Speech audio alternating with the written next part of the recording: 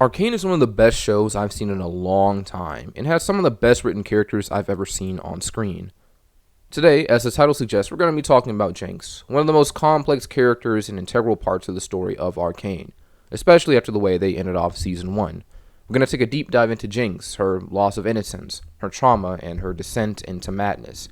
As always, spoilers beware, and let's get into the video.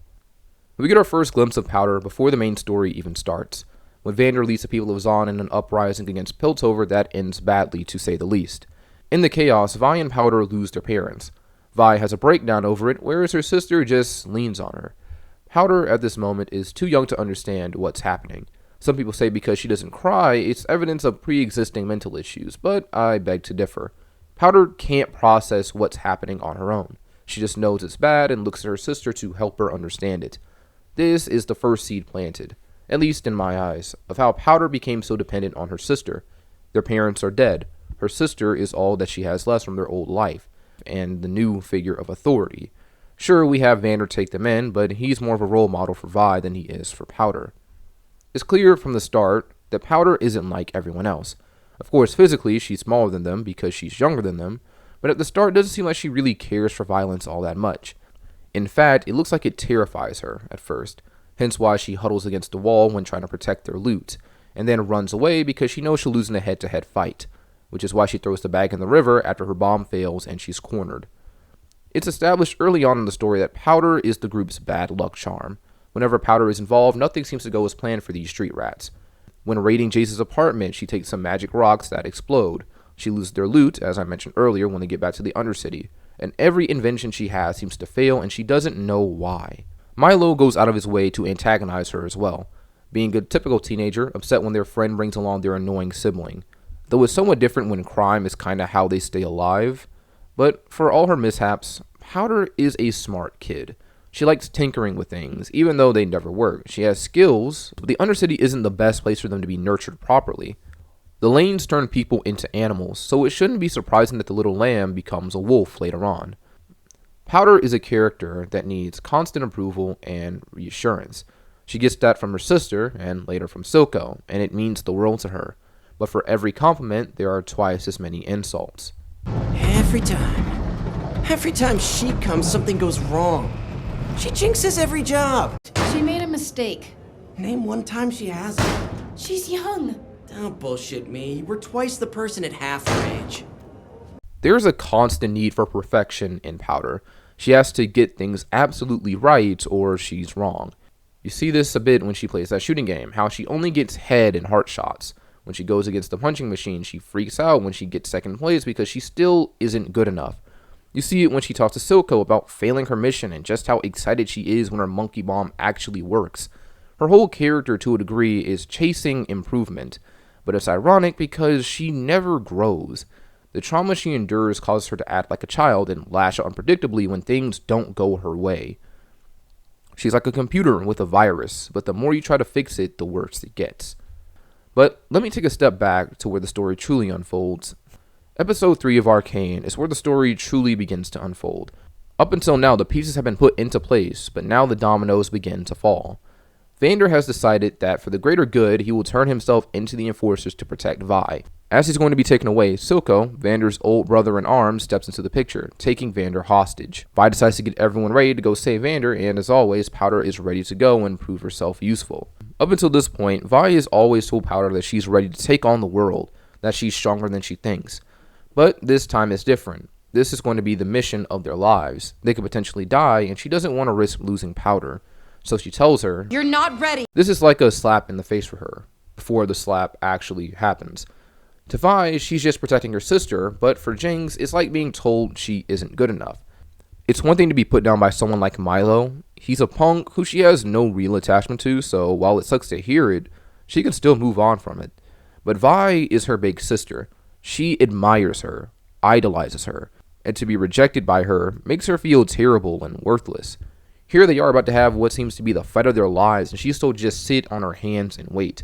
Imagine the toll that would take on you as a child, knowing your family was going away on a mission they may never return from, and all you can do was watch the clock tick away.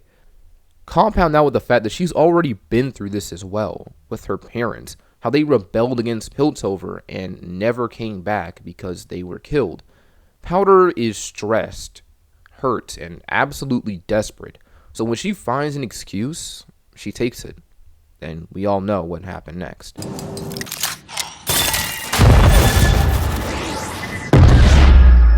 In her efforts to be good, to be useful, she ends up killing off the majority of her family. And I remember seeing her get a lot of hate for this when episode 3 first aired, and I didn't understand. Now, that's not to say I didn't get why people were angry. Powder just killed off most of the known cast at the time because she couldn't wait at home. But despite that, the lack of understanding kind of baffled me. I'm not saying you have to like or love the character, but she is way more than a disobedient murderer. Often, when it comes to shows, movies, or other media, it feels like we forget our place as viewers. Being a viewer is like having a lesser form of omnipresence. No one can see you, but you can see everything, and you're everywhere, though you only see what the story is ready to reveal. Unless you fast forward through it, of course, and look up spoilers, but where's the fun in that? The point I'm trying to get at is that when you watch a show, even if you don't know what's going to happen next, you still know more than the characters of the story most of the time. Unlike you, the character can't switch between perspectives. They can't watch the council 1 second, then seamlessly switch to Silco. We have access to a plethora of information that they do not, and then call them stupid because they make decisions lacking information that cannot be given to them. But are they? In Powder's case, people say she should have just stayed home, and sure, maybe that would have been helpful, but it doesn't make sense. Her sister just said she's going to risk her life to save their adopted father. This little girl has been left alone with their fears for who knows how long, and once she arrives on the scene, they're all but confirmed. Her sister, the strongest person she knows outside of Vander, the girl she idolizes, is cornered by what can only be described as a monster. She manages to escape and hide behind a door. At this point, Powder knows it's her time. She doesn't have X-ray vision. She can't look through the wall and see that Vander is almost free, that Clagger has found a way out. For all she knows, that room is a dead end, and it's only a matter of time before that thing breaks through and kills her sister. This is more than her just being selfish and only thinking of herself. She truly believes that she's helping. And even if she did have X-ray vision, and she could see what's happening, and that they were almost free, is now even the time to be optimistic? Maybe they would have gotten away. Or maybe Deckard, the monster that I'm speaking of, would have broken down the door just as they were about to be free and killed them anyway. There's no way for her to know. But what she does know is that her family is in danger, and magic rocks go boom. So she decides to roll the dice. I think most people would, child or not. There don't seem to be many options aside from just waiting from the sidelines or, throwing the monkey bomb. But I digress. Powder is a kid, and as such she doesn't consider collateral damage. Like most kids and even some adults, she thinks that the intention is everything. Because she meant to do good, to do something great, then it should all be okay, right? You see this with Victor and Jace as well, how they pursue greatness and try to change the world. They try to solve the world's problems and ultimately just make more of them. But one character is scorned while others are adored. But that's a topic for a future video. After accidentally killing her family, Vi lashes out. Powder asks, "Why did you leave me?" And this is a really defining moment for her, not just because of her sister abandoning her, but because of her fears. Powder is a character who spends a bunch of time second-guessing herself and doubting herself. She has severe issues dealing with abandonment, and this is never recognized by anyone, not even her sister. Most people think she'll just adapt on her own, but sometimes people need guidance. And when her family is gone, a monster takes their place. And once again, we see just how desperate she is for a connection. She just latches on to Silco, this stranger she doesn't even know, which is also another important fact that some people don't know. Some people hate that she just switches sides, but fails to realize that Powder has no idea who Silco is at this point. Vi told her virtually nothing about the conflict before she just ran off. So Silco is just a menacing stranger to her. Not that she cares. She just wants a place to belong, and Silco gives her that. He takes her in, and their relationship makes her skin crawl at first, but it's clear as time goes on that there is a genuine love and care between the two of them. Silco is like a father and has more tolerance for her antics than anyone else. Even when she botches a job, he doesn't admonish her for it, just tells her to take a break and sit the next one out. At this point, Jinx has changed for the worse. Her trauma has all but broken her. She makes dolls of the people she killed, hears their voices in her mind, sees their shadows on her shoulder. She sees her sister even when she's not there, and it becomes hard for her to distinguish the real from the fake. It's a tragedy what became such a bright young girl. She lost everything and was more than likely manipulated by the man she views as her father. Still, though, she yearns for a place to belong, a way to be useful, to be good enough. Her trauma has stunted her. Despite being around 16 or 17 years old, she still acts like a child. She hates when things don't go her way and throws some pretty dangerous tantrums about it. That all stems from her own insecurities. Jinx hates being ignored. She just wants to be seen, and that reflects in her choices. She likes things that are loud, that send a message to the people around them so they're like, Oh no, she's here. She uses graffiti, machine guns, bombs, things that have a bang to them. Things you have to take notice of if you want to make it out alive. And in a way, this actually kind of reflects her mental state as well. There's rarely a moment of calm for Jinx. Her thoughts tend to be loud, chaotic, and even the smallest things like someone's hair can trigger her. Still, she tries desperately to suppress her pain. The guilt that's been eating her alive all these years. No matter how intelligent she is with technology or how proficient she is with a gun, Jinx is still that little girl in the alley who killed her family and was left by her sister.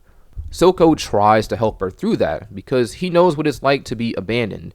Vander was his brother, and yet he betrayed him, their vision, and tried to kill him. Like Jinx, he was in pain, but as he says, You need to let Powder die, so the fear of pain will no longer control you. it's kind of like Maester Aemon with Jon Snow. Kill the boy and let the man be born. If Jinx is ever to live up to her true potential, she has to let go of the past that's been holding her back all these years.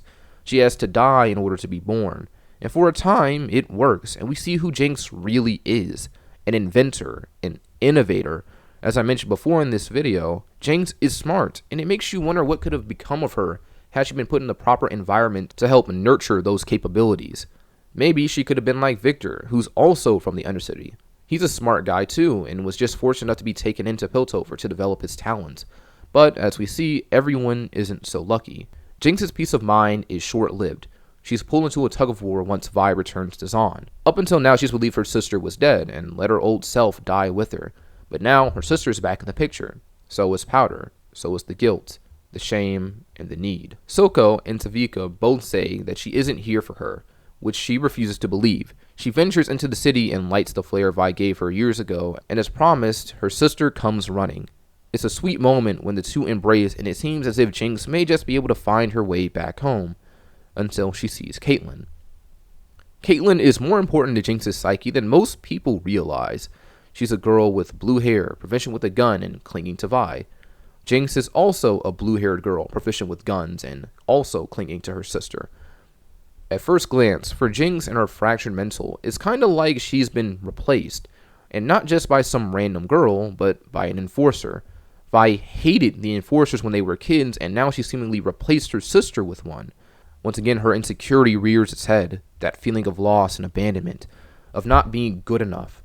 The voices she drowned are coming back to the surface. Vi tries to reach out to her, reassure her, but Jinx is not having it. Then the firelights take Vi, and Jinx starts to crumble once again. Not only does she feel abandoned, replaced, she also feels like a failure. She had her sister back for one moment and immediately lost her again. It's like she can't make up her mind on whether to hate her or to love her. Her whole personality seems to be indecision, but we'll get to that in a minute. Eventually, Powder does find Vi again, and watches from afar, she seems to part ways with Caitlyn.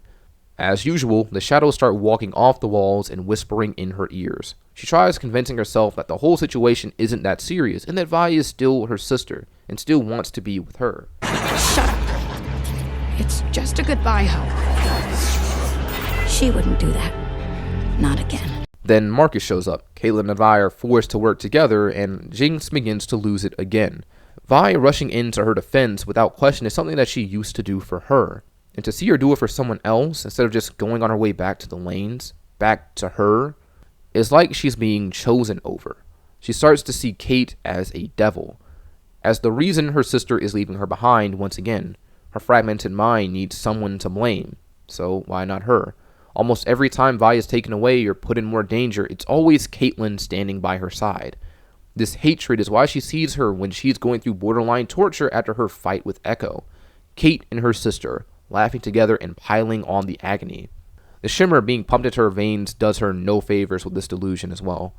Caitlin becomes the cause of all her pain and suffering, the loss of her sister's love in her eyes. She's a rot that needs to be cut out. Jinx is now worse than she's ever been, loaded with shimmer and the cracks of her mind expanding by the minute. There is no telling what she'll do. Anything can set her off. In fact, she's already starting to implode. If you wanted a clear description on Jinx's mental state by the end of Season 1, look no further than Enemy by Imagine Dragons. It sums her up pretty well. With all the pain she's endured, she can't trust the people around her. She can't trust her own thoughts. Everyone looks like they're out to get her, and so she tries to get them first. Jinx goes on the prowl for all the pieces of her demented puzzle. Vi, who left her. Caitlin, who replaced her. Silco, who raised her, and from what she hears from his conversation with Vander's statue, it seems like he's planning to get rid of her. She confronts them all, mainly her sister and adopted father, the two most integral parts of her story. Wanna know a secret? Silco thinks he made Jinx. But he didn't make Jinx.